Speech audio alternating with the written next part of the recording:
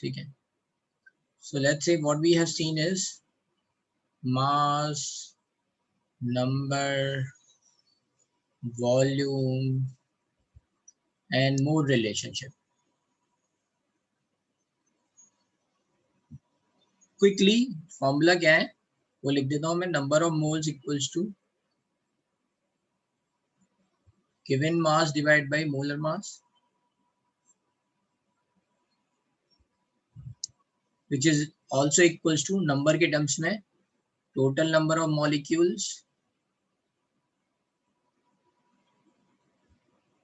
Divide by Na, or you can say volume at STP divided by 22.4 litre.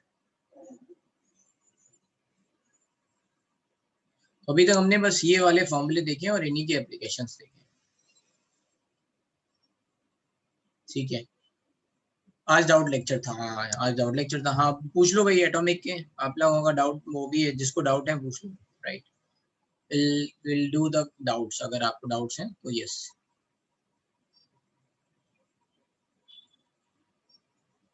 सब लोग अपने अपने module खोल लो.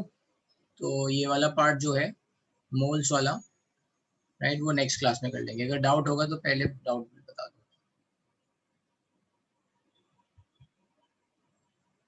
एक मिनट मैं एक सीक्वेंस में जाऊंगा. तो पहले ही बताओ कि हम लोगों ने कहाँ तक डिस्कस करा दिया था. प्रणव बताओ कहाँ तक डिस्कस हो चुका है. ऐसे इधर उधर के से आएंगे ना तो फिर नहीं होगा. आई थिंक एक्सरसाइज 1 डिस्कस हो चुकी है.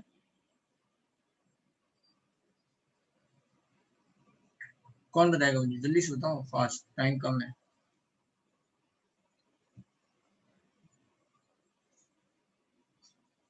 सब करने को बोला था ना, तो एक एक से एक्सरसाइज डिस्कस कराएंगे ना. बताओ भाई पहली एक्सरसाइज में कोई डाउट, फाउंडेशन बिल्डर ऑब्जेक्टिव में डाउट्स जो हम क्वेश्चन करा चुके हैं प्लीज वो मत पूछना. ठीक है. 101 तक, 101 तक डाउट. तो चलो पहले थोड़ा और तोड़ लेते हैं, कई लोगों के पीछे भी डाउट्स हैं. ठीक है. पहले 50 तक, फिर क्वेश्चन नंबर 50 तक डाउट, 1 to 50. क्या कौन कौन से डाउट अभी पूछे गए हैं. क्वेश्चन नंबर 40 पूछा गया है, 31, 43, 45. ठीक है. 48. अरे यार इतने सारे क्वेश्चन पूछ लोगे फिर क्या, फिर यही बस डिस्कस हो पाएगा. 40, 40, 43, 5, 8, 9, 31. 31 क्या है.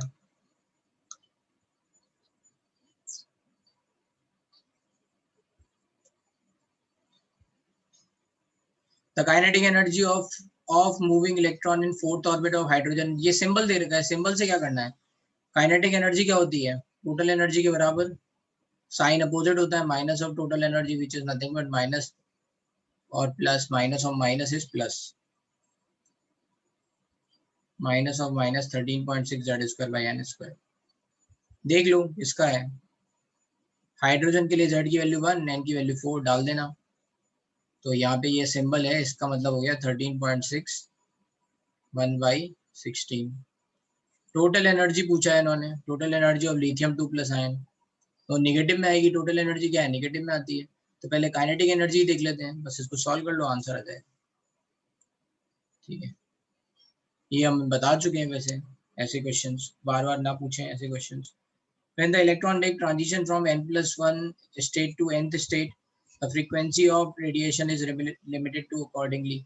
देख लो यहाँ पे फ्रीक्वेंसी क्या होती है, new. New is c by lambda, मतलब c into 1 by lambda है ना. एंड 1 by lambda का फॉर्मूला क्या है, r z square 1 upon n1 square minus 1 upon n2 square. So can we write c by lambda is nothing but r c z square.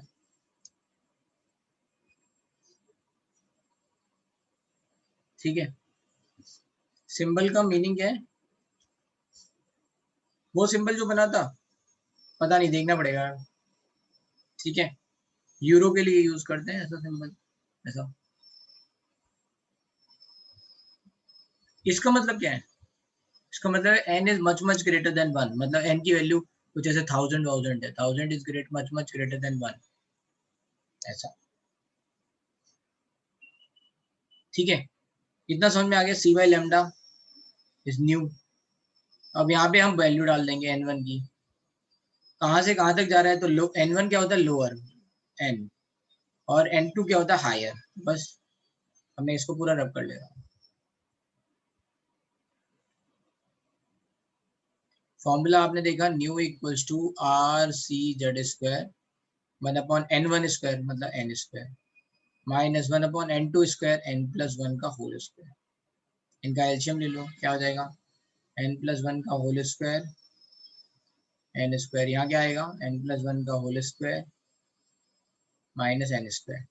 अब यहाँ पे approximation use कर लो, right. इसका LCM पहले खोल दो इसको, तो हो जाएगा n square plus 2n+1 minus n square, तो ये तो कट गया, और यहाँ पे n+1 का होल स्क्वायर n स्क्वायर। इसके apart from this everything is R C Z square, ये दे रखा है न्यू।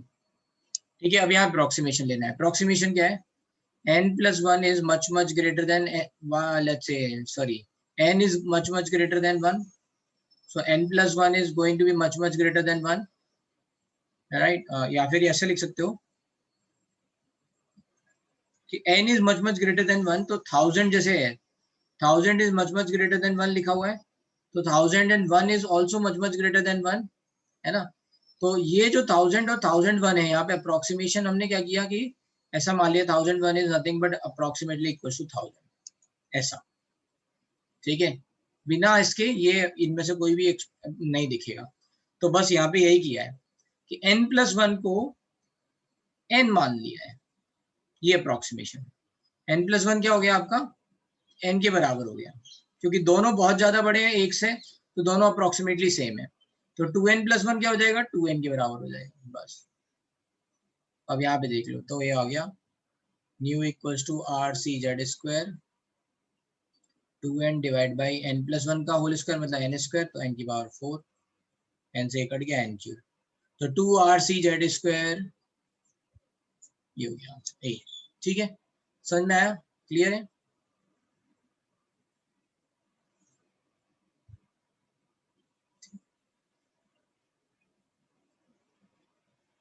ठीक है, 40 के बाद किसी ने 41 पूछा था, तो ये पार्शियल सीरीज फॉर्मूला लगाओ, है ना, शॉर्टेस्ट वेवलेंथ का, राइट।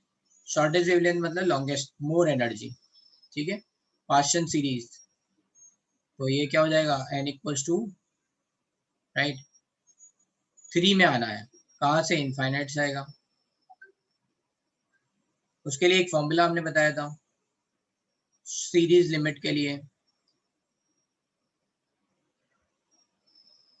हाँ ये नोट्स का समय ना हो गया। ठीक है, 43, excited hydrogen atom emits a photon of length lambda and returns to ground state. The principal quantum number of excited state is given by, अरे ये वही फॉर्मूला है, 1 lambda इक्वल्स टू r, है ना, हाइड्रोजन है तो z की value 1 let's say ground state में आ जाता है वो, है ना, nth स्टेट से ग्राउंड स्टेट में आया तो n1 की वैल्यू 1 माइनस 1/n स्क्वायर। अब इसमें n नहीं निकाल पाओगे लैम्डा और r के टर्म्स में, है ना, एक इक्वेशन दे रखी है यहाँ से। ठीक है, तो बस इसको सॉल्व कर लो, ये इससे आ जाएगा आंसर 43।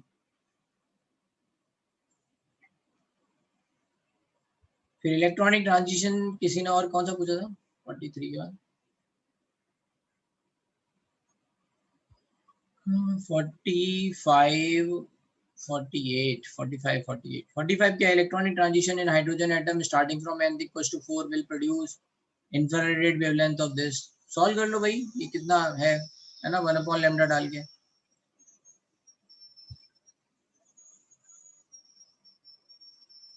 सॉल्व इट, उससे आ जाएगी आपकी वैल्यू, या फिर क्या करो, यहाँ से एनर्जी की वैल्यूज ले लो, है ना, 4 से 3 4 से 6, उससे आइडिया लगा लो। n इक्वल्स टू 7 के लिए एनर्जी की वैल्यू क्या हो जाएगी, -13.6 बाई 49, उसको निकालो वैल्यू, ऐसे डिफरेंस लेके फिर देख लो, एक आइडिया लग जाएगा। ठीक है, हो जाएगा ये। λ1, λ2 and λ3 is wavelength of photon corresponding to first second Lyman series. First second Lyman series का मतलब क्या है? 2 से 1 है ना, n equals to 1 is Lyman series, तो ये फर्स्ट हो गया, एंड लेट्स से 3 से 1 ये सेकंड हो गया, एंड फर्स्ट बार्मर सीरीज मतलब ये, तो ये वैल्यू दे रखी है λ1, λ2, λ3। तो क्या ये एनर्जी का डिफरेंस इस एनर्जी और इस एनर्जी के बराबर है? यस है, तो लिख लो, है ना, delta E2 is nothing but delta E1 plus delta E3। इसके हिसाब से delta E2 is nothing but hc by λ2, hc by λ1, hc by λ3। अब रिलेशन निकल जाएगा, hc कट जाएगा कॉमन लेके, अब निकाल लो रिलेशन। 48 50 तक और कोई doubt? Till 50 any other doubt जो मैंने नहीं बताया वो भी पूछ लो।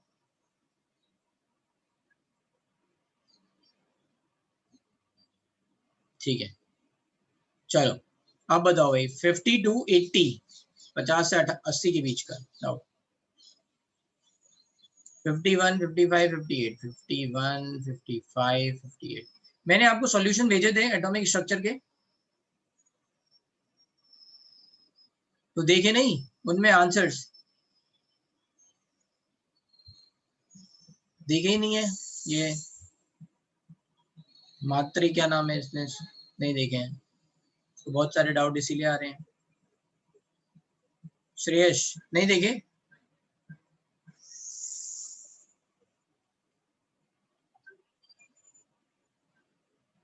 फिर भी डाउट आ रहे हैं इतने सारे, चल देख लेते हैं। हाँ तो बेसिक डाउट्स होंगे ना, इसलिए थ्योरी पूछा गया। एनीवे 1, 5, 8, 9, 10 है ना, 1 क्या दे रखा है? वेवलेंथ एसोसिएटेड टू बिरार फास्ट लोकल दिस, मास दे रखा है, स्पीड दे रखी है, ठीक है, वेवलेंथ पूछा है, तो क्या होता है lambda equals to h/mv। Solve करो आंसर। स्टैंडर्ड यूनिट रखना केजी, और इसको मीटर पर सेकंड में, इसको किस में लिखोगे? मीटर पर सेकंड में। 51, 50 के बाद 5। If uncertainty is in position of x-axis, uncertainty in the momentum is also going to be x-axis। क्यों? Delta x dot delta p है ना, dot is nothing but h/4 pi। तो और कोई एक्सिस होगा तो क्या हो जाएगा? cos थीटा 0 आ जाएगा, इसलिए है ना। तो एंगल दोनों वेक्टर क्या होने चाहिए? एक ही उसमें होने चाहिए। इस तरह से ये कह रहे हैं, ये क्वेश्चन का मतलब ये है, ठीक है। Question number 58, lambda naught is threshold wavelength of photoelectric emission if the metal is exposed to light of wavelength lambda, then the velocity of the value of k is। भाई देखो इन्होंने बोला है कि ये थ्रेशोल्ड वेवलेंथ है, इसका मतलब क्या है? hc by lambda naught is your work function। if the metal is exposed to wavelength lambda, तो lambda से exposed हुआ मतलब टोटल एनर्जी जो फॉल हो रही है वो hc by lambda है। hc by lambda equals to hc by lambda naught plus kinetic energy which is half mv square।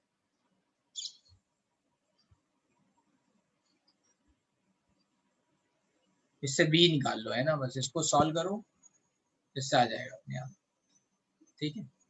अब के की वैल्यू मतलब ये जब एक्सप्रेशन बनाओगे तो जो ये और जो बचेगा है ना, जो भी बचेगा वो सब क्या हो जाएगा आपका, ये एक्सप्रेशन के बराबर हो जाएगा। इतना समझ में आ रहा है क्या करना है? ये हो गया H C 1 lambda minus 1 lambda not equals to half M B square. तो ये 2 इधर चला गया, 2 एच सी बाई एम इधर आ गया, ये बी स्क्वायर हो गया, बस इतना देख लो, ठीक है। अब इसका एलसीएम ले लो, तो ये lambda lambda naught minus lambda, तो क्या क्या मिल रहा है? 2h मिल रहा है, 2h मिल रहा है, m मिल रहा है, m मिल रहा है ना, और क्या मिल रहा है? लैम्डा माइनस लैम्डा नॉट मिल रहा है, क्या रह गया? c रह गया, और ये डिवाइड बाई ये रह गया, तो ये आ गया 58। 59, 60 मैं पहले ही बता चुका हूँ, तो इनको नहीं बता रहा हूँ, है ना, रेफर माई नोट्स, ये क्लास में बताए हुए क्वेश्चन। ग्रुप पे नहीं भेजा बेटा, चैट में भेजा था, चैट में, आशीष चैट में भेजा है। हाँ बोलो सूरज। सर ऐसा हो सकता है कि ये मॉड्यूल के ऑप्शंस में ही कभी कभी गलती हो जाए? पॉसिबल है, मैंने सारे क्वेश्चन तो किए नहीं है, तो हो सकता है, आई डोंट नो। सर क्योंकि 51 क्वेश्चन में मुझे 10⁻⁻³ आंसर आया और ऑप्शन में वो दिया ही नहीं है। अगेन मैंने क्या कहा, किलोमीटर पर आवर को मीटर पर सेकंड में कन्वर्ट करो, आपने सुना नहीं ध्यान से। स्टैंडर्ड यूनिट लिखनी हाँ है सर, ना। किया सर मैंने वो। तो भी नहीं आया? हाँ सर, 10⁻⁻39 आ रहा है। और अगर आ गया तो? हाँ कैलकुलेशन होगा, पक्का आएगा। ठीक बोलो है सर। भैया। हाँ। मेरा भी 10⁻⁻39 आ रहा अरे यार लो भाई, ये देखो 10⁻5 kg लिखा हुआ है। ये कितना लिखा हुआ बताओ जल्दी से। 1 किलोमीटर पर आवर को क्या बोलते हैं, मतलब मीटर पर सेकंड में, जल्दी बताओ। यही होता है ना, गलत तो नहीं लिखा है ना? बस अब लिख दो 23.76 इंटू 5/80, जो भी आएगा ये। ठीक है, अब ये क्या हो जाएगा, क्या करना है, क्या करना है। हाँ, h equals to, sorry lambda equals to h/m। 6.63 into 10⁻⁻34 divide by 23.5 into 5 into 10⁻5 और 18 ऊपर चला जाएगा। ठीक है, तो इससे तो ये 10⁻⁻39 आ गया और यहाँ 18 है। ठीक है, तो कुल मिला के अगर इसको, है ना, कट करेंगे तो ये वैल्यू 1 से थोड़ी सी कम होगी, राइट। अरे यार मेरा भी आ रहा है 10⁻⁻39, यस। आंसर क्या दे रखा है? अच्छा ये एंगस्ट्रॉम में दे रखे हैं ना यार आंसर। ओहो, तो 10⁻⁻39 क्या है, मीटर है ना, स्टैंडर्ड। क्या दे रखा है यहाँ, ये 10⁻⁻10 अलग से लिखा हुआ है ना, सी। चलो, तुम लोग ना यूनिट में गड़बड़ हो रहे हो, कर रहे हो। ठीक है, चलो 60 80 तक और कोई डाउट, 80 टिल 80। चलो भाई 80 तक कोई डाउट नहीं है ना। 80 to 101, 55 रह गया। अच्छा चलो भाई 55 देख लेते हैं। क्या था 55, अभी तो बताया ये। एक्स एक्सेस और वाई क्या कहते हैं, दोनों एक ही एक्सेस में होना चाहिए, delta x dot delta P dot product. ठीक है, 60 बता चुके क्लास में, 60 और 59 क्लास में कराया क्वेश्चन है। 82 है ना, क्लास नोट्स देखो, 82 101, या फिर क्लास के बाद रुकना, मैं बता दूंगा फिर से। 82 91, सॉरी 101, कौन कौन से डाउट है। 87 97, 87 97, 87। मुझे लग रहा है कि आप लोग मुझसे वही क्वेश्चन पूछ रहे हो जो मैं पढ़ा चुका हूँ। 87 फिर से पूछ लिया तुम लोगों ने। इसमें क्या बताया था, R is nothing but a0 by Z. Z बढ़ेगा तो क्या होगा, आर कम हो जाएगा, राइट। आर क्या है, पीक की डिस्टेंस है। अब हाईएस्ट मैक्सिमम जो पीक आ रहा है न्यूक्लियस से, मैक्सिमम पीक कौन कौन से आ रहे हैं, यहाँ पे यहाँ पे यहाँ पे, इनकी डिस्टेंस है।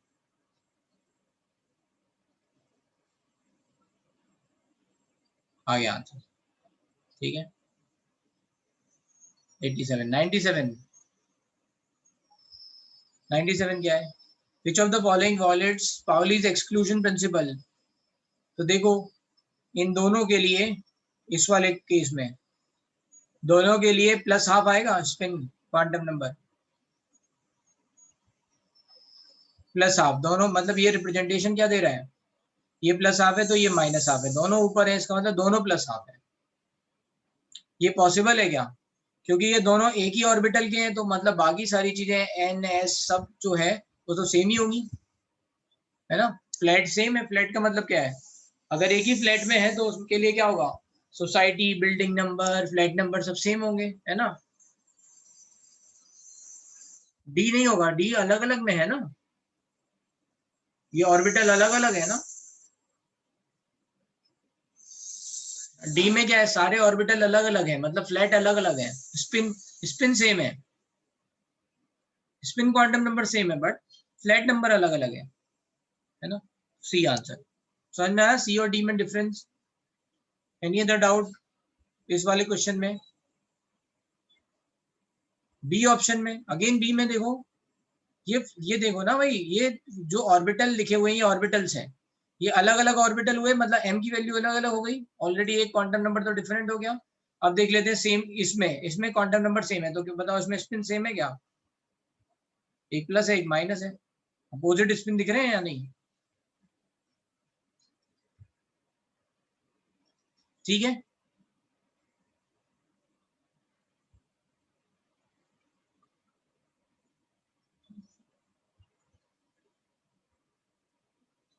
ठीक है। तो अगर मान लो इसकी बात करें कि ये डी वाला कौन सा प्रिंसिपल जो है वॉयलेट कर रहा है, तो अववाउ, अंदर वाला भरा नहीं, बाहर वाला भरने लग गया, so this is going to be अववाउ। और ये कौन सा प्रिंसिपल वायलेट कर रहा है? हुंड्स। हुंड्स में क्या होता है कि अगर आपको फिलिंग करनी है तो पैरेलल स्पिन पहले फिल करना पड़ेगा, राइट? तो ये ए ऑप्शन हुंड्स कर रहा है। ये कोई प्रिंसिपल वायलेट कर रहा है? नहीं, चाहे आप ऐसे लिखो चाहे आप ऐसे लिखो, डजंट मैटर, पैरेलल स्पिन होना चाहिए था। अच्छा हाँ, मतलब चाहे आप ऐसे लिखो, मतलब तीनों, सॉरी, या चाहे आप ऐसे लिखो, so it should be parallel spin, तो ये भी हुंड्स हो गया, है ना, अपोजिट दिखा दिया है ना इसलिए, मतलब तीनों एक ही जैसे होने चाहिए, या तो ये ऐसे या ऐसे, डजंट मैटर ना। इस साइन से बस इतना पता चलता है कि इलेक्ट्रॉन की का जो स्पिन है वो किस डायरेक्शन में है। ठीक है, समझ में आया? टाइप 7 कौन कौन से रूल्स वायलेट हो रहे हैं वो भी समझ में आ गया। चलते हैं, और कौन सा डाउट है? 82 में क्या दे रखा है? ये कह रहे हैं कि एंगुलर जो है, राइट, वो ये दे रखा है 1/4 पाई। तो ये क्या हो गया इसमें, ये इसका जो एंगुलर नोड है, मतलब एंगुलर साई जो भी है, थीटा एंड फाई, ये कभी जीरो हो सकता है? It can never be zero, क्योंकि ये कांस्टेंट वैल्यू है। इसका मतलब no angular node, no angular node. Angular node की वैल्यू क्या होती है? एल के बराबर, तो एल की वैल्यू जीरो आ गई, मतलब एस ऑर्बिटल है ये। समझा? Mister Gupta is giving you this definition कि ये जीरो है ना, हो नहीं सकता, साई थीटा फाई जीरो नहीं हो सकता, इसका मतलब एंगुलर नोड कितने हैं? जीरो है, और एंगुलर नोड की वैल्यू होती है एल के बराबर, तो एल जीरो है, एस ऑर्बिटल हो गया। अब ये कह रहे हैं the orbital has two radial node, two radial मतलब नोड मतलब n minus l minus 1 equal to 2, l की वैल्यू 0 ऑलरेडी पता है, n माइनस 1 इक्वल टू 2, तो n की वैल्यू 3s। अब पूछ रहे हैं s orbital with any principal quantum number, गलत। Any orbital with principal quantum number, गलत। 3s ऑर्बिटल, यही सही है। तो एक्सरसाइज 1 में, ऑब्जेक्टिव में 101 तक वो कोई डाउट नहीं है, राइट? ठीक है, अब बताओ सब्जेक्टिव में। सब्जेक्टिव में फर्स्ट 30 क्वेश्चन, हालांकि कुछ डिस्कशन पहले हो चुका है। Question number 10, a sample of hydrogen atom is exposed to electromagnetic radiation, this which causes emission of induced radiation। इसका मतलब क्या है, पहले ये समझो। a sample of hydrogen atom is exposed to this radiation, मतलब लाइट उस पर गिराई गई, उसके बाद क्या होगा? इलेक्ट्रॉन जंप होके हायर एनर्जी स्टेट में पहुंचेगा, ठीक है।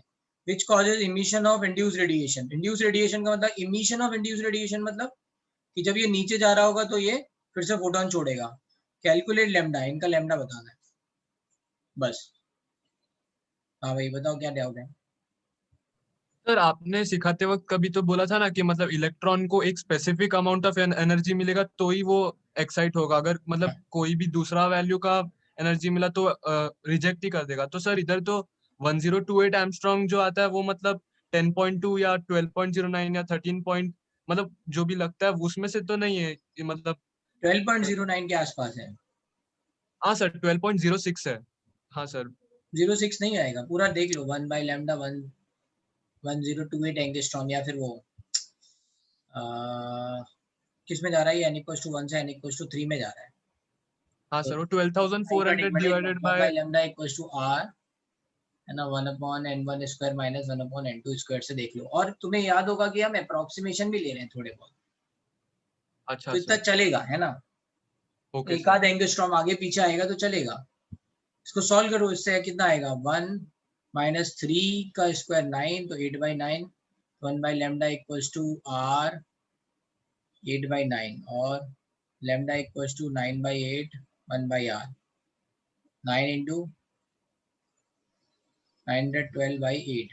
इसको सॉल्व करो, ये कितना आया 1, फिर इससे कितना आया 11 1 4 114 इंटू 9 कितना होता है 14 इंटू 9 कितना होगा 26 126, तो 1026 आ रहा है इस कैलकुलेशन से। तो इतना ही मान लो, ये 12.09 आएगा है ना, या तो 1.1026 मान लो, या फिर है ना थोड़ा यहाँ पे ले लो कि हमने आर की वैल्यू में भी थोड़ा अप्रोक्सीमेशन लिया इसके हिसाब से। ठीक है, अब ये क्वेश्चन पूछ रहे हैं है ना, तो आपको मानना ही पड़ेगा ना। दे आर सेइंग कि कैलकुलेट करो लैम्डा, मतलब दे आर सेइंग कि भैया होता है एमिट है ना, एक्साइट हो रहा है। समझ में आया?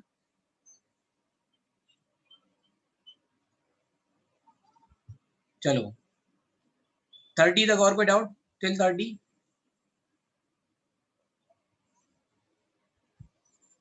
फिर उसके बाद 31 टू 47, 31 टू 47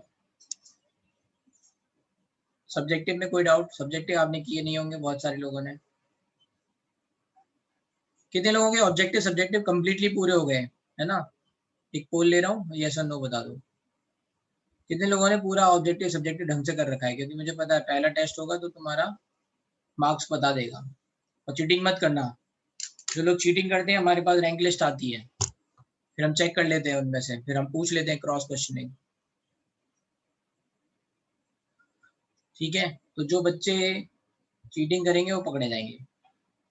मुझे क्या है, मैं देखूंगा पहले टॉप 10 में कौन आया, उनमें से किसी से पूछ लूंगा कि भाई बताओ अच्छा ये एक्सप्लेन करो। तुमने एक्सप्लेन नहीं कर पाया मतलब तुमने चीटिंग करी है, फिर तुम्हारी बेइज्जती तो होगी ही होगी, तुम्हारे घर वालों के सामने भी तुम्हारी बेइज्जती होगी।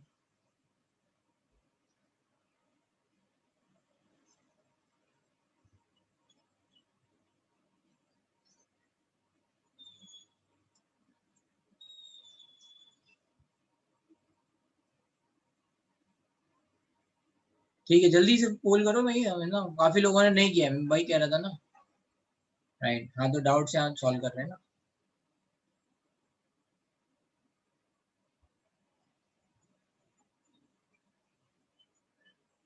अरे भाई हाँ ना लिखना है बस, उससे आइडिया लग जाएगा कितने लोगों ने किया। चलो get equal to JEE Main, इसमें डाउट, फर्स्ट 10 क्वेश्चन में डाउट। हाँ बोलो। सर अगर यहाँ पे लिखो ना 2s2 और 2p6, तो सर निकालना होगा तो हम 2s से ही निकालेंगे, पर अगर ऐड करना होगा तो कहाँ करेंगे? नहीं 2s से क्यों निकालेंगे, 2p से निकालेंगे ना। सबसे बाहर वाला सेल कौन है 2s एंड 2p, उसमें सबसे फिर बाहर वाला कौन है, ये 2p ना। और ऐड करना होगा तो p में ओके सर। समझ में आया? अरे भाई ये बताओ, फ्लोरीन है जैसे मान फ्लोरीन है ना, 2p6 छोड़ दो, फ्लोरीन, फ्लोरीन का इलेक्ट्रॉनिक कॉन्फ़िगरेशन क्या हुआ, helium 2s2 2p5। Fluorine, fluorine में से मान लो अगर हमने इलेक्ट्रॉन निकाला, हालांकि बनता नहीं है, लेट्स से ये बनाया, मान लो, तो कहाँ से इलेक्ट्रॉन निकलेगा p5, यहाँ से p4 बन जाएगा।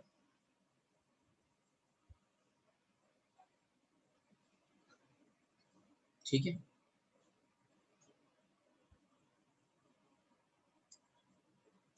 चलो ठीक है। हाँ और कोई डाउट क्वेश्चन नंबर?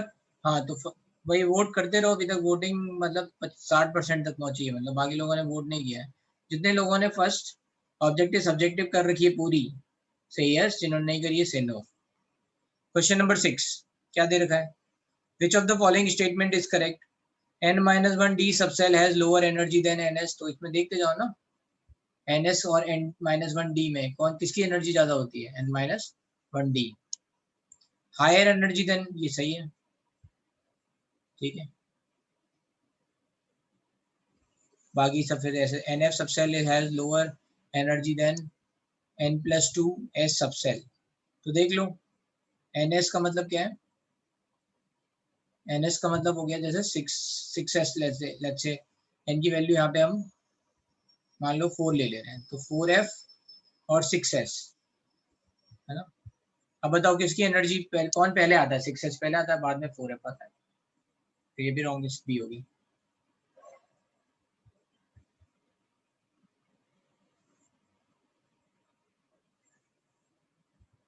सील्डिंग हम पढ़ेंगे पीरियोडिक टेबल में, ठीक है। और कोई क्वेश्चन टिल 10? फिर बताओ 11 to 20। 11 electronic configuration of element which is just above the element with atomic number 43। 43 के जस्ट अबव लिखा हुआ है, इसका मतलब क्या है? एक पीरियड में कितने एलिमेंट्स होते हैं? 2, 8, 8, फिर 18, ऐसे ही होते हैं ना। 2, 8, 8 का मतलब क्या है? ये 2 वाला 2 पे खत्म हो जाएगा, 8 वाला 10 पे खत्म होगा, 8 वाला फिर से 8 वाला 18 पे खत्म होगा, फिर 18 के बाद 36 पे खत्म होगा, है ना। ऐसे पीरियड खत्म हो रहे हैं। हीलियम, नियॉन, आर्गन, जेनॉन, फिर 18 होंगे तब 54, ऐसे, राइट। 43 कहाँ आएगा? है ना, यहाँ 36 के बाद 5th पीरियड में आएगा। इतनी बात समझ में आ रही सबको? मतलब इसके जस्ट ऊपर आने के लिए जो भी एलिमेंट होगा उसका एटॉमिक नंबर कितना डिफरेंट होगा?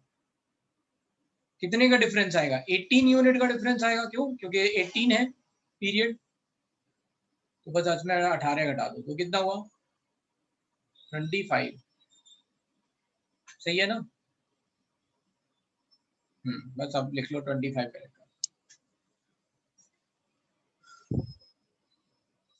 चलो, लगभग इतने लोगों ने ये पोल किया है, 70% लोगों ने जितने बैठे हैं यहाँ पे, उनमें से केवल और केवल 30% लोगों ने पहली दो एक्सरसाइज सॉल्व करी है, बाकी 70% ने नहीं सॉल्व किया। अब बताओ, अब आप सॉल्व नहीं करोगे, आपके नंबर नहीं आएंगे, तो मुझसे मत कहना कुछ भी, ठीक है। अगर नंबर नहीं आए तो आपकी यही गलती है कि आपने ये सॉल्व नहीं किया, तो आपको पता कैसे चलेगा कि आपको आता है। केवल 17 लोगों ने इस क्लास में पूरे एक्सरसाइज सॉल्व किया। I am not talking about, है ना, आगे। चलो एनीवे, जिनको पोल नहीं आया कोई बात नहीं, कनेक्शन का प्रॉब्लम हो सकता है, ठीक है भाई। 20 तक और कोई doubt? Till 20, 21 to 30।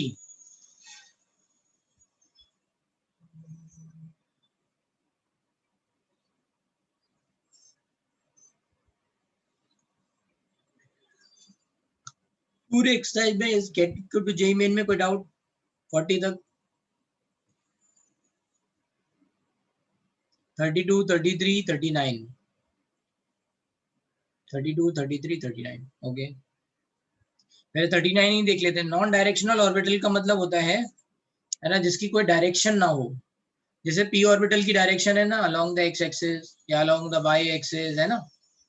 D orbital की भी कहीं है ना, है कि वही एक डी एक्स वाई है, डी जेड स्क्वायर है, कौन सा है, तो इन लोब्स की डायरेक्शन है। एस ऑर्बिटल की कोई डायरेक्शन नहीं है, ये यूनिफॉर्मली हर डायरेक्शन में। 38, a 3p orbital has two non-spherical nodes। non-spherical nodes का मतलब क्या हुआ? L की वैल्यू है ना, नंबर ऑफ एंगुलर नोड, तो L की वैल्यू 2 होती है क्या? नहीं, L की वैल्यू 1 है यहाँ पे। 2 स्फेरिकल नोड्स, स्फेरिकल नोड के लिए n-l-1, तो कितना आएगा? 3 - 1 - 1, तो 1 आएगा, है ना। 1 spherical and 1 non spherical node, ये बात सही है। Question number 32। फिर वही बात है कि ये एक इलेक्ट्रॉन है, वो ट्रांजिशन कर रहा है यहाँ से यहाँ तक, है ना, सी से बी, बी से A. Then the transition from C to A will yield a photon of wavelength. यहाँ वेवलेंथ दे रखा है ना। तो इन दोनों की एनर्जी का जो सम होगा वो इस एनर्जी के बराबर होगा। तो बस लिख लो H C by lambda equals to H C by this 3364 है ना 6 plus H C by this 121.5, HC cut जाएगा, ये लैम्डा की वैल्यू आ जाएगी इन दोनों। ठीक है, एनर्जी का सम बराबर होगा, लैम्डा का सम बराबर नहीं होगा, इन दोनों को 1 जोड़ देना है ना। तो अंदाजे से इसको लिख लो 360, इसको लिख लो 120, तो लिखा हुआ 360 प्लस 1/20 कितना हो जाएगा, राइट। इनका एलसीएम ले लेंगे अगर तो 360 ही आ जाएगा, तो ये 1 है ना, ये 3 4/360 मतलब 90 के आसपास आ जाएगा, लैम्डा की वैल्यू 90 है ना। ये थोड़ा तरीके होते हैं जिससे आप कैलकुलेशन फास्ट कर सको। पता चला आप एलसीएम ले रहे हो 364, तो इससे तो क्या बहुत दिक्कत होगी ना। चलो 40 तक और कोई डाउट ना, कोई डाउट नहीं है। चलो भाई, get equipped to JEE advance, बताओ फर्स्ट 10 क्वेश्चन डाउट, फर्स्ट 10 33 पुराने से, ओके 33 ये रहा। डिस्चार्ज ट्यूब में 2 ही हाइड्रोजन एटम है और पूछ रहा है electron and both atoms are de-exciting from 4th orbit. 4th orbit से इलेक्ट्रॉन जो है ना वो डीएक्साइट हो रहा है, तो 2 हाइड्रोजन एटम है, n=4 से दोनों में इलेक्ट्रॉन है ना डीएक्साइट हो रहा है, राइट। ये कह रहे हैं कि इसमें मैक्सिमम नंबर ऑफ फोटोन कितने मिलेंगे और मिनिमम नंबर ऑफ फोटोन कितने मिलेंगे। मिनिमम नंबर तो एक ही मिलेगा, दोनों में है ना सेम फोटोन मिल जाए तो एक ही हुआ, है ना। दोनों एक ही वेवलेंथ का फोटोन छोड़ रहे हैं।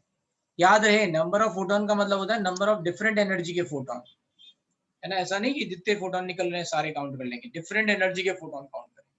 तो डिफरेंट एनर्जी का एक ही फोटोन निकला, दोनों में एक ही हो गया, तो ये मिनिमम हो गया। मैक्सिमम के लिए मैक्सिमम पॉसिबिलिटी देख लें कि एक यहाँ से आ गया, एक यहाँ से आ गया, एक यहाँ से आ गया, तो इससे 3 मिले। अब यहाँ देखें, अगर ये यहाँ से आ गया तो ये ऑलरेडी काउंटेड है, फिर यहाँ से आ गया तो एक और मिला, बस ये तो नहीं मिलेगा। कोई भी पॉसिबिलिटी देख लें, सब में एक ही एक्स्ट्रा और मिलेगा, तो टोटल आ जाएंगे 4। ठीक है, मिनिमम 1 मैक्सिमम 4। सर पर वो n×n+1/2 वाला फॉर्मूला लगा है टोटल तो निकलता है, उससे टोटल होते हैं। मतलब अगर सैंपल हमारा जो है वो इतना तो होना चाहिए, उसमें 2 ही हाइड्रोजन एटम दे रखे हैं, तब फिर नहीं लगेगा वहां पे। वो तो किसी सैंपल के लिए जहाँ पे बहुत सारे नंबर ऑफ एटम्स हैं। अच्छा सर, ओके।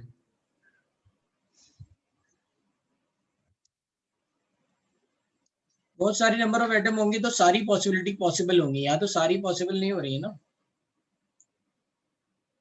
इलेक्ट्रॉन एक ही बार नीचे जाएगा तो दोनों बार लेट्स से इससे चला गया। इसके अलावा भी बहुत सारी पॉसिबिलिटी हो सकती है। इसके अलावा एक पॉसिबिलिटी हो सकती है कि एन जो है वो सीधे 3 में जाए फिर ऐसे जाए, तो इसके लिए तीसरा एटम रिक्वायर्ड था, वो है नहीं यहाँ पे।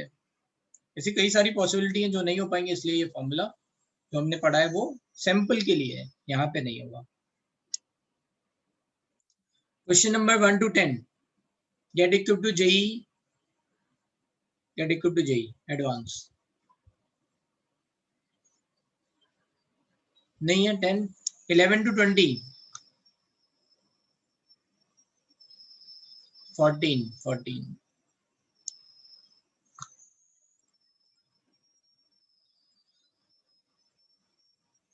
For an electron and hydrogen atom, the wave function psi is proportional to this, where A is the ठीक है Bohr radius. What is the ratio of probability of finding electron at the nucleus to the probability finding electron at A? ठीक है, तो ये कह रहे हैं psi is proportional to e to power minus r by A। तो डाल दो r की वैल्यू, क्या क्या है। इलेक्ट्रॉन एट न्यूक्लियस, न्यूक्लियस पे क्या हो जाएगा, r की वैल्यू 0, तो e की वैल्यू 0 मतलब है ना, e की वैल्यू 0 मतलब 1 ना, किसी की पावर 0 हो जाए तो 1। ठीक है, तो साई की वैल्यू 1 आ गई और प्रोबेबिलिटी होती है साई स्क्वायर r के बराबर, तो एनीवे 1 ही रहेगा। ठीक है, and probability at finding electron at A पे डाल दो r की वैल्यू a, ये क्या हो जाएगा e की पावर -1 मतलब 1/e। साई स्क्वायर क्या हो जाएगा 1/e स्क्वायर, तो दोनों का रेशियो का प्रोबेबिलिटी क्या हो जाएगा 1/e स्क्वायर। समझ में आया? 14 आर की वैल्यू डाल ली थी, ठीक है। 20 तक और कोई डाउट? न्यूक्लियस पे आर की वैल्यू 0, तो उससे हमने वैल्यू निकाली, एंड आर की वैल्यू ए पे वैल्यू निकाली। पढ़ना समझ में आ गया ना? 14 18 if each electron can hold a maximum of 3 electrons, the number of elements in fourth period of periodic table is, ये periodic table का से आ गया है क्वेश्चन।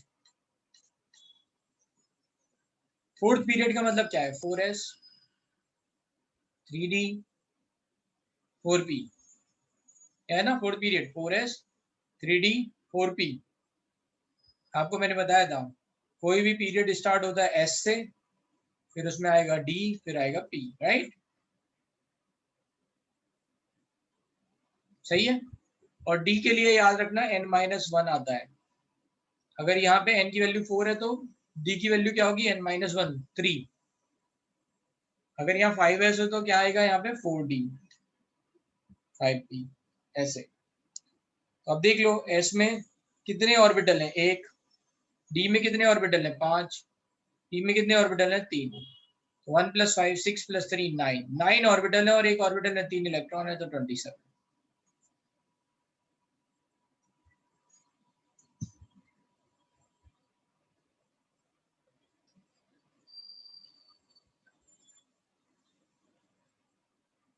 फोर्थ पीरियड पूछा है, एक बात याद रखना है ना, फोर्थ सेल नहीं पूछा है।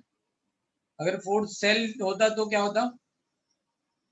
4s 4p 4d 4f 1 + 3 + 5 + 9 तो 16 हो जाता। 16 ऑर्बिटल तो 48 आता। बट यहाँ पे ये फोर्थ पीरियड पूछ रहे हैं। एनीवे 20 से लेके 20 30 तक और कोई डाउट? 26 27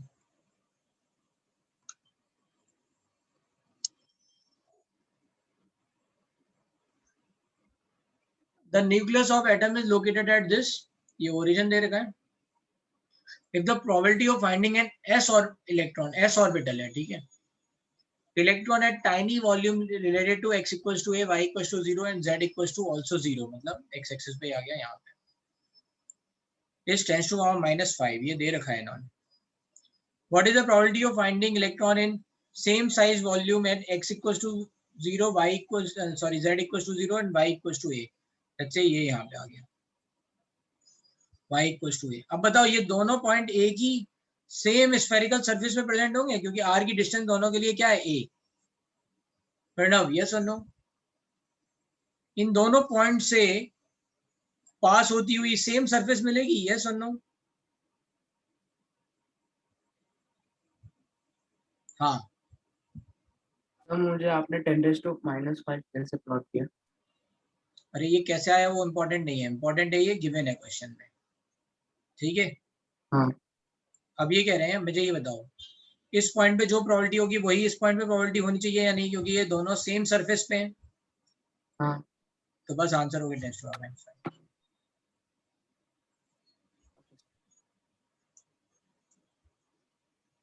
कंफ्यूजन क्या है?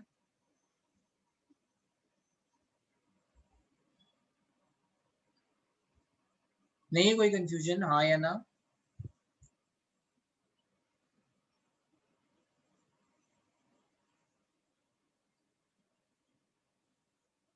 ठीक है। Question number 27।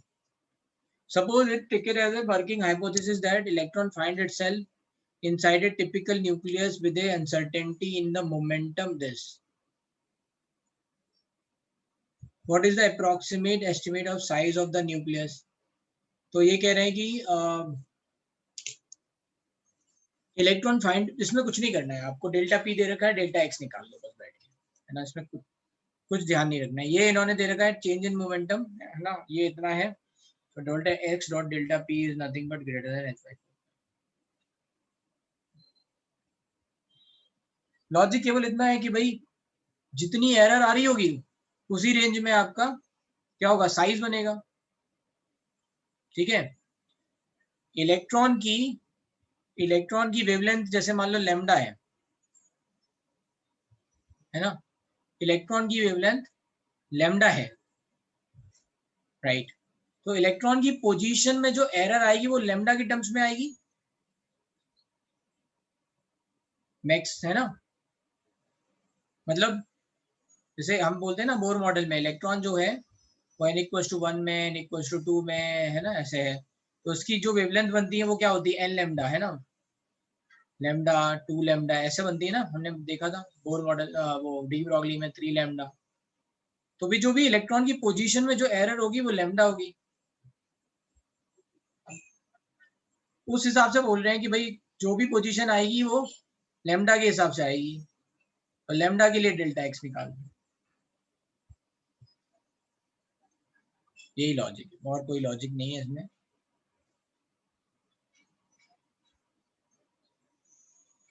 कुल मिला के ये पोजीशन निकालना चाह रहे हैं तो यू कैन से कि भाई डेल्टा एक्स निकाल लो, उसके हिसाब से आंसर। क्वेश्चन नंबर 34 तक और कोई डाउट? 34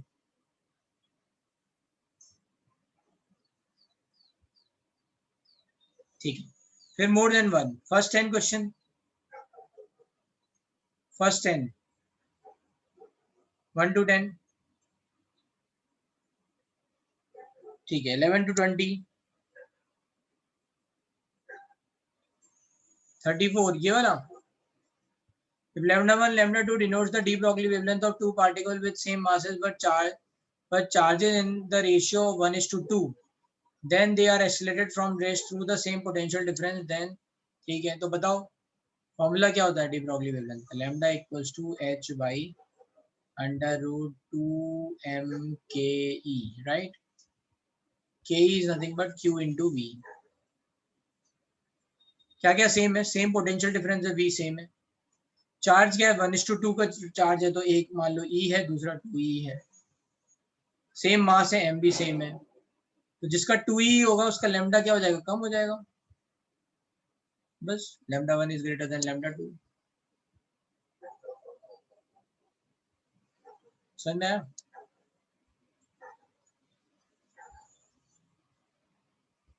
ध्रुवी समझ में नहीं आया? क्या कह रहे हो? नो का मतलब क्या है भाई? लैम्डा इक्वल्स टू क्या है? h बाई √2m_ke की जगह q भी लिख दे रहे हैं, ठीक है। अब देख लो क्या क्या चीजें डिफरेंट सेम है, मास सेम है, पोटेंशियल डिफरेंस सेम है, q अलग अलग है, जिसका q ज्यादा उसका लैम्डा कम। अंडरस्टूड?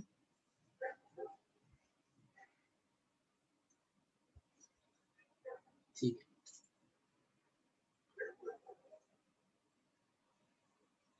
ठीक है। क्वेश्चन नंबर, अभी मोर देन वन में चलते हैं। मोर देन वन में पूछो कोई डाउट। मोर देन वन में फर्स्ट 10 क्वेश्चन में कोई डाउट?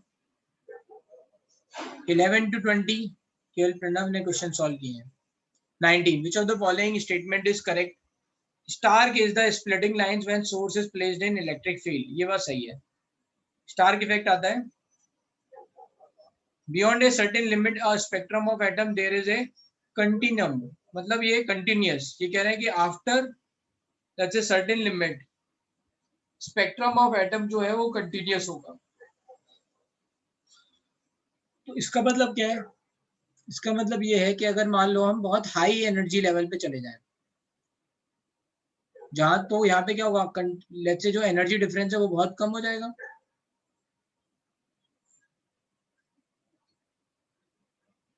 तो जो हमें वेवलेंथ मिलेंगी वो क्या मिलेंगी? बहुत पास पास मिलेंगी। प्रणव समझ में आ रहा है ना? तो फिर ये क्या हो जाएगा, एक तरह से ही लगेगा ये कंटिन्यूअस स्पेक्ट्रम है। ये भी सही होगा बी।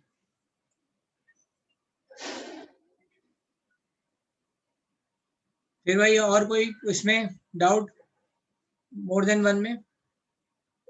ठीक है, कॉम्प्रिहेंशन किसी ने किया है? कॉम्प्रिहेंशन में कोई डाउट?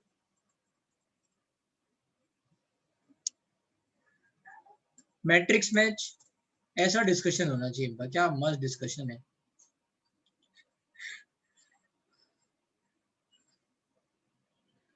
कोई पूछ ही नहीं रहा है।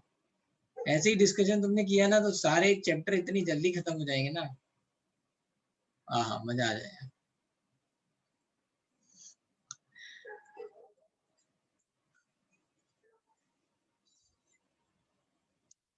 कॉम्प्रिहेंशन 2 सेकंड वन क्या है क्वेश्चन देखते हैं।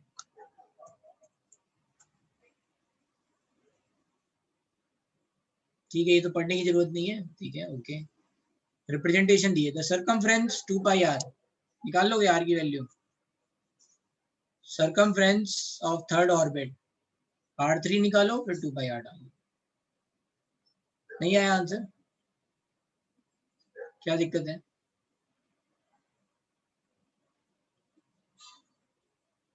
हाँ 2 पाई आर एन।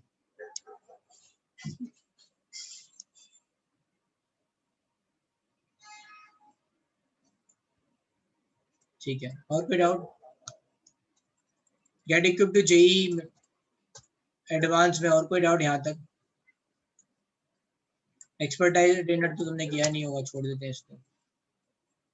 और विंडोज टू जेई में ये शायद कर लिया हो, क्योंकि ये आसान क्वेश्चन है। किया है तो पूछो भाई, एक्सपर्टाइज अटेंडेंट में कोई डाउट?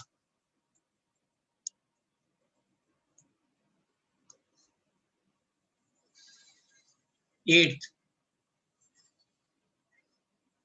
हाँ करेक्ट इब्राहिम, इसीलिए इसको करना है आपको। अगर टाइम मिले तो बाकी सारे कर लो, फिर कर लो। एट्थ क्वेश्चन क्या है? एट्थ क्वेश्चन हमने कराया हुआ है। अच्छा नहीं कराया है, नाइन्थ कराया हुआ है। The electron already accelerated through a potential drop of V1 is further accelerated through a potential drop of V2 volt. It's de Broglie wavelength lambda 1 before the second acceleration. ये कह रहे हैं कि मान लो, है ना, एक इलेक्ट्रॉन को यहाँ V1 वोल्टेज लगाया, उससे एक्सेलरेट कराया। जब यहाँ पहुंच गया तो फिर से मान लो एक और वोल्टेज से एक्सेलरेट करा दिया यहाँ से, है ना। ये मान लो ऐसे परफोरेटेड है, तो ये पास ऑन हो जाएगा और फिर उसके बाद से फिर से इसे एक्सेलरेट करा दिया। किसका 14? ध्रुवी कौन सा क्वेश्चन? इसी का 14?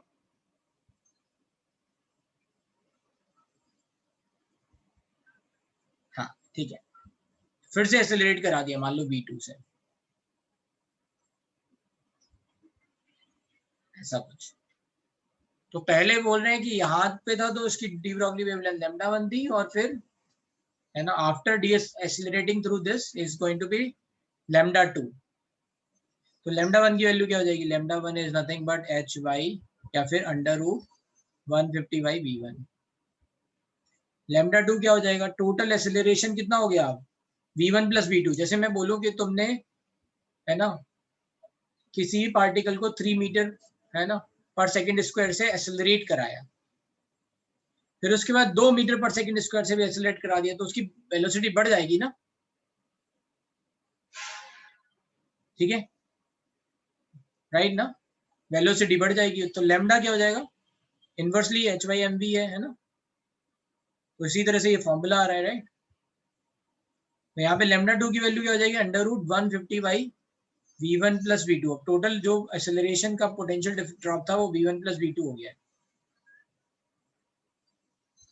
सर मैंने ये बराबर लिखा, पर मैं मन में एक डाउट आ रहा था कि इलेक्ट्रॉन को पहली तो कुछ काइनेटिक एनर्जी होगी ना, फिर एक्सेलरेट नहीं, हमेशा रेस्ट मानते हैं। अगर रेस्ट नहीं मानेंगे तो फिर काइनेटिक एनर्जी में डिफरेंस लिखना पड़ेगा,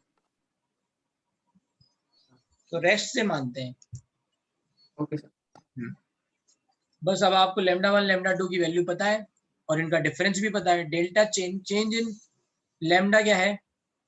लैम्डा 2 माइनस लैम्डा 1 का जो भी मॉड आएगा divide by lambda 1 is nothing but, right, lambda है, हाँ, इज ऑफ, राइट। तो ये वैल्यू, ये जो चेंज है, ये किसके बराबर है? 0.4748 लैम्डा 1 के बराबर है, बस।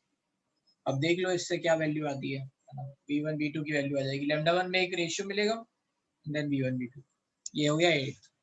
14th, a diurifluorine, है ना, when dissolved in water has a maximum light absorption this, and its maximum fluorescence emission is this. The number of fluorescent quanta is on the average 53% observed. ये ऐसा एक question हमने उसमें पढ़ा हुआ है कि भाई ऐसा है कि एक लाइट है ना, जो एब्जॉर्ब हुई और उसका 50% जो है ना वो, है ना, याद आया, इमिट हो गया। तो यहाँ पे 53% इमिट हो गया, sorry, the number of fluorescent quanta is on average 53% of half, तो यहाँ 53% दे रखा है, इमिट हो गया।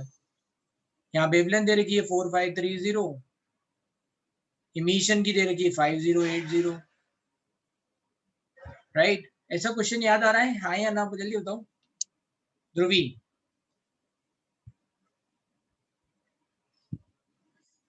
हाँ तो बस वही करना है आपको, पहले लैम्डा एब्जॉर्ब निकाल, मतलब ई एब्जॉर्ब निकालना है, टोटल एनर्जी एब्जॉर्ब, तो हो जाएगा n into energy of photon, n absorb divide by energy of absorb, तो फिर n इमिटेड निकाल लो, energy number of photon emitted divide by energy of photon emitted, फिर इनका रेशियो ले लो, तो उससे आपको lambda maximum number of fluorescence quanta मिल जाएगा। क्वांटा मतलब फोटोन पूछ रहे हैं।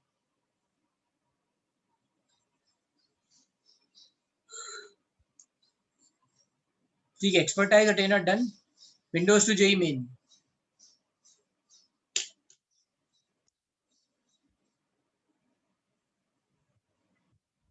कोई doubt windows to JEE main में? 21 इन एक्सपर्टाइज अटेनर, ठीक है। 21 क्या है? So that the large value of principal quantum number, the frequency of electron rotating in adjacent energy level of hydrogen and radiant frequency of transition between these approaches the same value. ये कह रहे हैं देखो, for a large value of principal quantum number, the frequency of electron rotating in adjacent energy level. Adjacent energy level मतलब या तो आगे या पीछे वाला, जो भी है। अगर ये n है तो ये n+1, and the radiant frequency of transition between, मतलब ये रेडियंट फ्रीक्वेंसी, मतलब रेडियंट मतलब होता है एनर्जी, ठीक है। रेडियंट जो निकल रही है ना, radiation, radiant frequency of transition between these approach the same value, ठीक है। तो इसकी फ्रीक्वेंसी की वैल्यू निकालो, राइट, और इसकी एनर्जी की वैल्यू निकालो, ठीक है। एनर्जी की वैल्यू कैसे निकाल लेंगे? हमें किसकी वैल्यू निकालनी है? फ्रीक्वेंसी की वैल्यू। तो nu equals to C by lambda, तो R C Z square 1/n plus n square minus 1/n+1 का होल स्क्वायर, ये आ जाएगा। और फ्रीक्वेंसी उससे निकालो आप, 2πRn by let's say Vn, which is time period. Frequency of let's say adjacent light की फ्रीक्वेंसी क्या हो जाएगा? Vn+1 डिवाइड बाय 2πRn+1, ये निकालो। And we have to do some comparison, तो उससे वैल्यू मेरे हिसाब से सेम आनी चाहिए। कुछ अप्रोक्सीमेशन लगाएंगे ये n+1 वाला जो पहले लगाया था, ठीक है। प्रूव कर लेना बैठ के इसको, ठीक है। जो भी फॉर्मूला आएगा है ना, तो उसमें क्या है, कांस्टेंट टर्म हटाओ, तो जो एक्सप्रेशन होगा, जैसे ये n+1 है तो ये n+1 को n मान लेंगे अप्रोक्सीमेशन, फिर आप लगाओगे ना तो सेम आ जाएगा। 20 सेकेंड, हाँ 20 सेकेंड अच्छा क्वेश्चन है। देखो ये क्या कह रहे हैं, ठीक है, ये वैसे ही प्रूव करना है तो कुछ बड़ी बात नहीं है। Anyway, the energy needed for this, मतलब लिथियम से सारे इलेक्ट्रॉन निकाल दिए, इतनी है।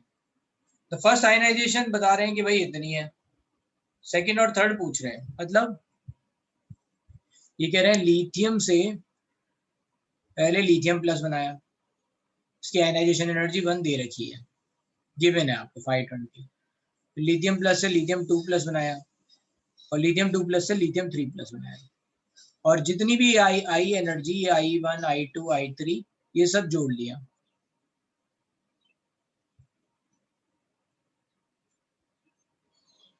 और इसकी वैल्यू दे रखी है कुछ, कितनी दे रखी है? 1 2 3 4 20,000 किलो जूल पर मोल, ये दे रखी है। ये कह रहे हैं ये बताओ I2 I3। अब इसमें थोड़ा कैच है, लिथियम 2+ क्या है? Uni electronic species,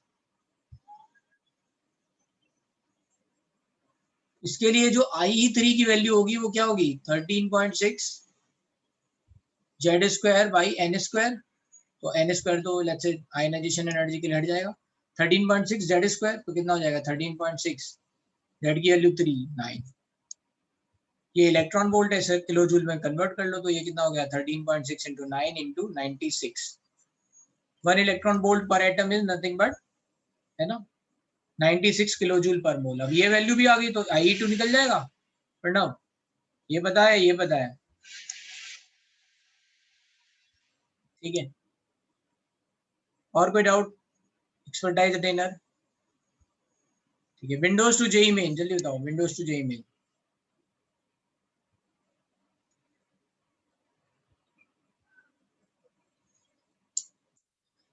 In question number 15, third line from red end means visible, right? Yes. Third line from red and का मतलब क्या है? विजिबल. बामर सीरीज बोल रहे हैं. थर्ड लाइन क्या हो जाएगा? फर्स्ट लाइन 3 से 2, सेकंड लाइन 4 से 2, थर्ड लाइन 5 से 2.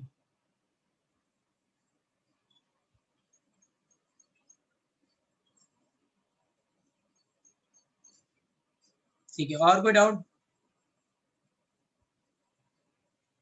इस पूरे एक्सरसाइज में? कितने हैं इसमें? 40 क्वेश्चन है. 45, 21, 23. तो पहले 20 क्वेश्चन में कोई डाउट नहीं है?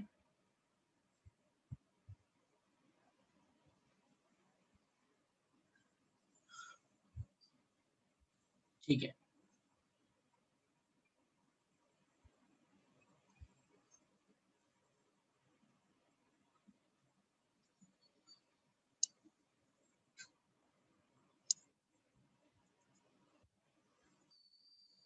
Imagine an atom is made of proton and hypothetical particle of double of mass of electron but having the same charge as electron. ठीक है. Right. Apply the Bohr atomic model and consider all the possible transition of this hypothetical particle to first excited level. ठीक है. The largest wavelength photon that will be emitted as wavelength lambda. Largest wavelength का मतलब है energy minimum. Consider all the possible transition of this hypothetical particle to first excited state.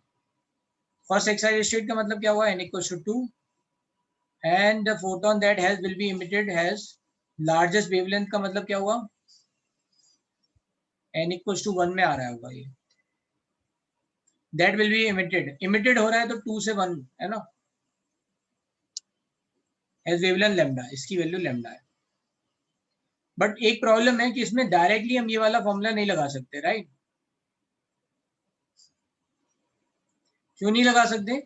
क्योंकि इन्होंने यहाँ पे electron को का मास डबल कर दिया. चार्ज तो सेम रखा है बट मास डबल कर दिया. तो क्या होगा? थोड़ा बैकग्राउंड में जाना पड़ेगा. ठीक है. तो क्या करेंगे? MVR इक्वल्स टू NH/2 पाई. यहाँ पे MVR की वैल्यू क्या हो जाएगी? 2 MVR, है ना. एंगुलर मोमेंटम मास कितना हो जाएगा? मास ऑफ इलेक्ट्रॉन का डबल हो जाएगा. तो m is the mass of electron और इस पार्टिकल के लिए जो इलेक्ट्रॉन जैसा दिख रहा है उसका मास क्या हो जाएगा? 2m. तो जो हमने पॉसिबिलिटी, जो हमने हाइपोथेसिस लगाई थी, whatever hypothesis we have used, let's say, उसमें बस कुछ चेंज नहीं करना है, केवल मास की जगह 2m लिख देना है. ठीक है.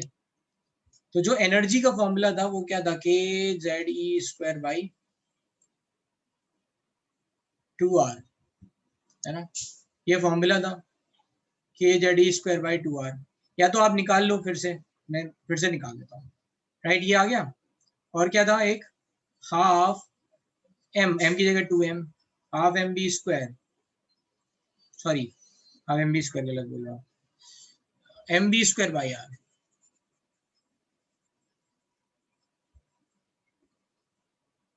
तो mv²/r या 2m हो गया, विच इज नथिंग बट KZE², है ना. चार्ज तो सेम है. तो Ze is the charge of nucleus, E is the charge of this hypothetical atom, divide by r². r से r कट गया. अब इससे इसमें वैल्यू डाल दो, राइट. आप या फिर इससे इसको डिवाइड कर दो, जो भी है डिवाइड कर देते हैं. तो v की वैल्यू आ जाएगी क्या r के टर्म्स में? नहीं, पहले एक से वैल्यू निकाल लेते हैं. r की वैल्यू क्या आई? सॉरी, v की वैल्यू क्या आई? NH बाई 2 पाई और 4 पाई m इंटू आर। तो बी स्क्वायर की वैल्यू कितनी आ जाएगी? 2m n square h square 16 pi square m square r square, m से m कट गया, विच is nothing but k z e square by r। तो ये हमें मिल गया। तो अगर यहाँ से देख लें राइट r की वैल्यू, तो r की वैल्यू कितनी आ गई? ये आ गया आपका 2 से कट गया यहाँ पे 8, तो ये हो गया n square h square divide by 8 pi square m k z e square. अगर ध्यान से याद हो तो जो हमारा फॉर्मूला बनता था उसमें r ऐसा आता था n square h square divide by 4 pi square m dot k z e square. यहाँ पे क्या हुआ, इसका डबल मिल रहा है r, मतलब r की वैल्यू आधी मिल रही है। अब क्या लिखेंगे हम? अब हम लिख लेंगे पोटेंशियल एनर्जी या जो भी है total energy which is nothing but minus k z e square by r 2r। ये तो सब सेम ही रहने वाला है, k z e square 2 r की वैल्यू बस आप क्या करो, ये डाल दो n square h square divide by 8 pi square m dot k z e square. तो ये ऊपर डबल वो हो जाएगा, है ना, ये हो जाएगा k स्क्वायर z और k z e square by, है ना, यहाँ से क्या होगा राइट। ये अब आप देखो वहां पे 4 पाई स्क्वायर m था, यहाँ पे 8 पाई स्क्वायर m है, इसका मतलब ये ऊपर जाएगा तो 2 के फैक्टर से मल्टीप्लाई हो गया। कुल मिला के जो बात हमें यहाँ समझनी थी वो ये है कि जो पहले जो हमारा फॉर्मूला आ रहा था उसमें बस 2 का फैक्टर और आने लग जाएगा। इतनी बात समझ में आई? इतनी बात किसी को नहीं समझ में आई तो बताओ। यहाँ पे अभी मैंने आपको समझाया कि r की वैल्यू यहाँ पे 4 पाई स्क्वायर आ रहा था, अभी जो हमने किया वहां से 8 पाई स्क्वायर m आ रहा है। तो जो हम टोटल एनर्जी की वैल्यू निकालेंगे उसमें 8 पाई स्क्वायर m वाला फैक्टर ऊपर की तरफ जाएगा, मतलब दिस इज डबल। तो बस ये हो गया 1 अपॉन लेमडा का जो यहाँ फॉर्मूला बनेगा वो बनेगा 2rz square 1 upon n1 square minus 1 upon n2। बस तो आप n1 और n2 की वैल्यू डाल दो और z की वैल्यू आप 1 डाल दो, तो ये हो जाएगा 2r। ठीक है,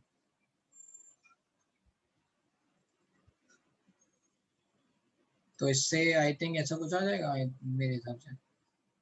ये हो जाएगा 2r 1 अपॉन 1 माइनस 1 अपॉन 4, तो ये हो जाएगा 3/4 2r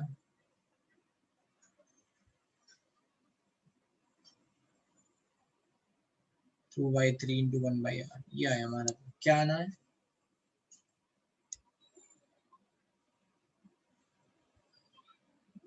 ये तो ऑप्शन में नहीं है, एक मिनट।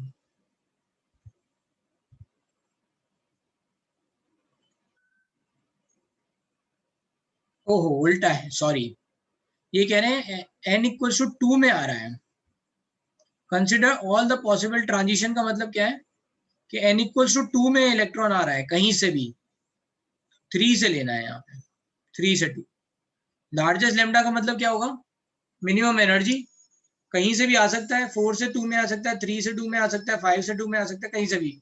तो लार्जेस्ट लेमडा 3 हो गया। अब यहाँ पे डाल तो 2r 1 अपॉन n1 स्क्वायर 2 का होल स्क्वायर 4 माइनस 1 अपॉन 9, इनका एलसीएम ले लो 36 5 इंटू 2r, तो ये हो जाएगा, इससे कट जाएगा 18। तो 1 upon lambda equals to 5r by 18, तो लेमडा इक्वल्स टू 18/5r। क्या पूछा है ना? लेमडा पूछा ना, है ना, लेमडा इज तो 18/5r, ये आ गया आंसर। क्लियर है ये क्वेश्चन? सर हम लोग ऐसे नहीं बोल सकते क्या कि लैम्डा जो है वो इनवर्सली प्रोपोर्शनल टू मास? हाँ बोल सकते वैसे भी। हम इस क्वेश्चन में डायरेक्टली उससे बता सकते हैं कि मतलब लैम्डा जो होगा। नहीं वैसे नहीं बता सकते। प्रॉब्लम ये है कि वो लैम्डा डी ब्रॉगली वेवलेंथ होता है, इलेक्ट्रॉन का होता है। ये किसका लैम्डा पूछ रहे हैं? हाँ अच्छा, हाँ सर बराबर। फोटॉन का। हाँ हाँ। तो सर पर हम लोग को फिर इतना सारा डेरिवेशन याद रखने की जरूरत पड़ेगी क्या? नहीं याद तो रखनी नहीं पड़ेगी। एक्चुअली यहाँ पे मुझे ये दिखाना था कि ये रेडियस मतलब मास डबल हुआ तो फिर यहाँ पे एनर्जी डबल हो गई और रेडियस आधी हो गई, ऐसा। सर क्योंकि यहाँ पे हमने अभी पूरा मतलब वो ऑलमोस्ट डेरिवेशन के साथ ही हमने ये प्रूव किया कि मतलब हाँ, ये तो अभी तो आठ मुझे हुआ। आपको समझाना था ना, इसलिए। हाँ, लेकिन अगर आपको याद नहीं रहे तो आपको करना पड़ेगा फिर, उसके अच्छा अलावा कोई और ऑप्शन है नहीं ना। ठीक है सर। सर आपने हम लोग को एक फॉर्मूला था डी ब्रॉगली वेवलेंथ से आया था वो, lambda is equal to h by root of 2m again de Broglie wavelength का लैम्डा इलेक्ट्रॉन के लिए होता है, ये फोटोन की बात कर रहे हैं। नहीं सर, ये क्वेश्चन से रिलेटेड नहीं है हम्म सर। तो अगर हम लोग को दो वेवलेंथ्स दिए रहेंगे और उसका बीच में सब उनका रेशियो दिया रहेगा और पूछा रहेगा कि काइनेटिक एनर्जी का रेशियो बताओ दोनों इलेक्ट्रॉन्स का। हाँ, तो स्क्वायर कर देंगे, उससे आ जाएगा। Okay sir. सर वो इनवर्सली प्रोपोर्शनल है तो रेशियो को हाँ उल्टा हाँ, करना पड़ेगा ना। मतलब आप रेशियो लोगे, उससे इनवर्सली प्रोपोर्शनल आएगा स्क्वायर का। Okay sir. फोटोन की डी ब्रॉगली वेवलेंथ नहीं होती है, ठीक है। इलेक्ट्रॉन के लिए मास मैटर वेव्स, मैटर के लिए है ना डी ब्रॉगली वेवलेंथ। किसके लिए? ऐसे पार्टिकल जिनमें मास है, ठीक है प्रणव। सर ये तो प्रोटॉन पूछ रहा है ना फोटोन पूछ रहे हैं। सर, क्वेश्चन में प्रोटॉन। अरे देखो यार, पीएच लिखा हुआ है।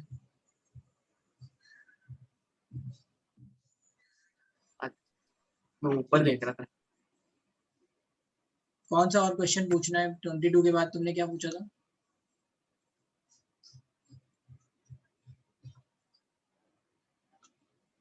Twenty three.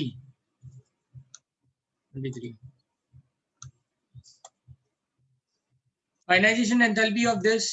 तो देख लो, देखो जब भी ऐसा कुछ वैल्यू दे रखा हो ना, आपको ज्यादा दिमाग लगाना ही नहीं है, वैल्यू कहाँ से आई। इसको मान लो ई नॉट, है ना, ई नॉट जो आपने 13.6 जेड स्क्वायर पढ़ा था ना, आपको दिमाग ही नहीं लगाना है, आप बस ई नॉट मानो, ई नॉट, ठीक है। इस ई नॉट की वैल्यू दे रखी है 1.312 इंटू 10⁻⁶ जूल पर मोल, बस दिमाग नहीं लगाना है। Energy required to excite the electron from n = 1 to 2, n = 1 से लेके n = 2 तक के लिए एनर्जी कितनी चाहिए? ये होता है माइनस ई नॉट, ये होता है माइनस ई नॉट बाई 4। इसका डिफरेंस क्या हुआ? 3 ई नॉट बाई 4। ई नॉट बताया तो 3/4 ई नॉट नहीं निकलेगा? निकल जाएगा आंसर 37 38। एंथैल्पी का मतलब होता है ऐसी एनर्जी जो हीट के फॉर्म में निकले।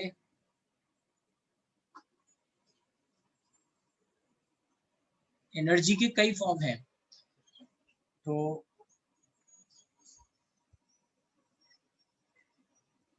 एंथैल्पी एक तरह से एनर्जी ही है।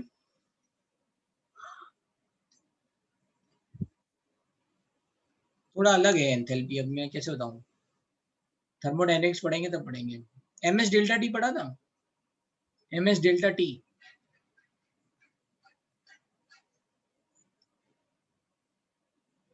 यहाँ पे एस क्या था? Specific heat capacity.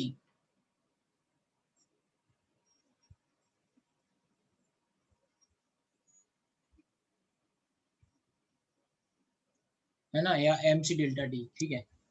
तो ये क्या आया आपका? ये टोटल हीट आया विच इज इक्वल टू आपके एंथैल्पी के बराबर आता है डेल्टा एच। आगे पढ़ेंगे, क्या छोड़ो अभी। क्वेश्चन नंबर 37 38 37, ये फिर वही है। लैम्डा नॉट अभी क्लास में बताया, लैम्डा नॉट, लैम्डा जो है वो थ्रेशोल्ड एनर्जी है, वेलोसिटी ऑफ फोटो इलेक्ट्रॉन पूछा है जो इलेक्ट्रॉन इमिट होगा। hc by lambda equals to hc by lambda not plus half mv square. अब b की वैल्यू निकाल लो, इसको इधर लेके जाओ, एलसीएम लो और ये आ जाएगा, ठीक है। If m and e are the charge and mass of revolving electron of radius r hydrogen atom, total energy of electron will be, तो k z e square by r लगा दो। अब यहाँ पे इन्होंने ये प्रोपोर्शनल होना चाहिए था, इक्वल की जगह प्रोपोर्शनल टू, है ना, विल बी प्रोपोर्शनल टू होना चाहिए था। तो देख लो टोटल एनर्जी क्या होता है, माइनस के जेड स्क्वायर बाई 2r, तो ये आ गया आंसर, ठीक है, डी।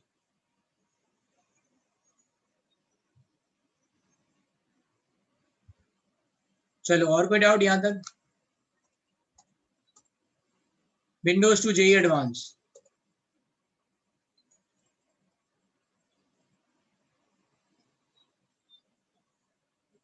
फोर्टी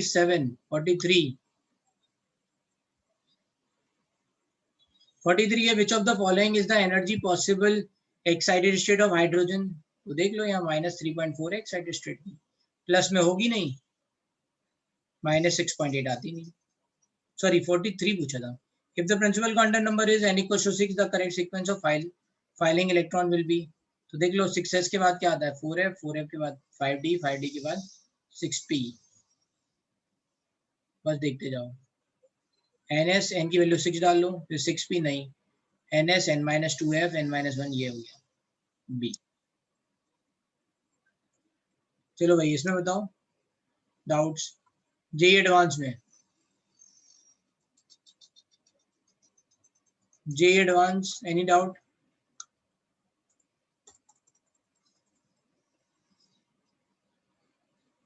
क्वेश्चन नंबर 20,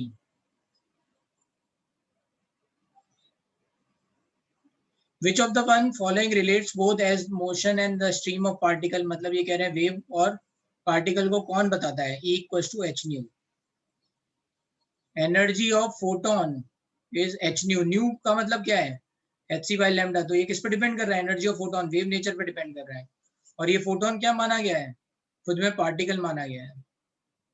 और मैक्स प्लैंक ने क्या किया था, he was the first one who said dual nature, तो उन्होंने इस तरह से डुअल नेचर को रिलेट किया, particle and wave nature. But sir जब डे ब्रॉय ने अपना हाइपोथेसिस दिया तब उसने h is equal to h nu को वेव नेचर के लिए कंसीडर किया। नहीं, इन्होंने कहा कि कंटिन्यूअस फॉर्म ऑफ जो होती है ना उसका एनर्जी अगर हम कन्वर्ट करेंगे पार्टिकल के लिए तो वो पार्टिकल के फॉर्म में भी लिखा जा सकता है, बस यही तो बताया था उसने। पार्टिकल जैसे मान लो एक लाइट वेव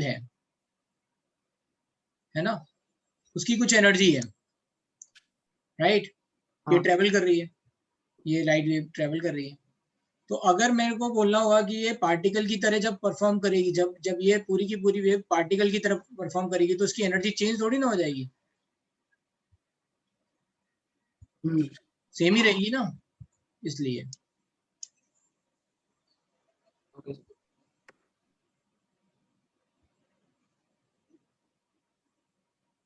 चलो और बताओ भाई कोई डाउट? तो मैं ये समझ रहा हूँ कि हमारा एटॉमिक स्ट्रक्चर का डिस्कशन डन हो गया, ठीक है।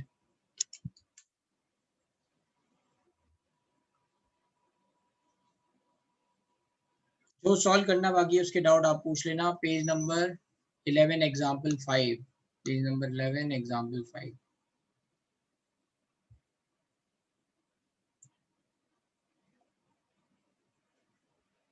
यही है, number of photon raised to the temperature of 5 gram of water from 20 degree to 22 degree Celsius, given that the specific heat capacity is 4.2 joule per gram per degree Celsius, तो ms delta t निकाल लेंगे, m5 s 4.2 delta t2, तो ये total energy joule में आ जाएगी, बस E total equals to n into energy of photon, photon की energy यहां से निकल जाएगी तो n निकल जाएगा। ध्रुवी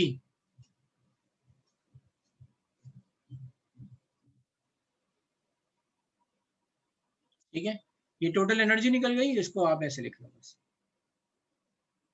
चलो फिर आज की क्लास यहीं कर रहे हैं खत्म, नेक्स्ट क्लास से मोल कॉन्सेप्ट। अब मोल कॉन्सेप्ट में जैसे जैसे मैं करा रहा हूँ ना क्वेश्चन करते जाना, वेट मत करना, मैंने आपको बोला था क्वेश्चन नंबर 40 तक करना है, कर लेना आप, ठीक है, ये नहीं कि आप फिर बाद में करोगे तो फिर पूरा छूट जाएगा, ठीक है। चलो दैट्स इट।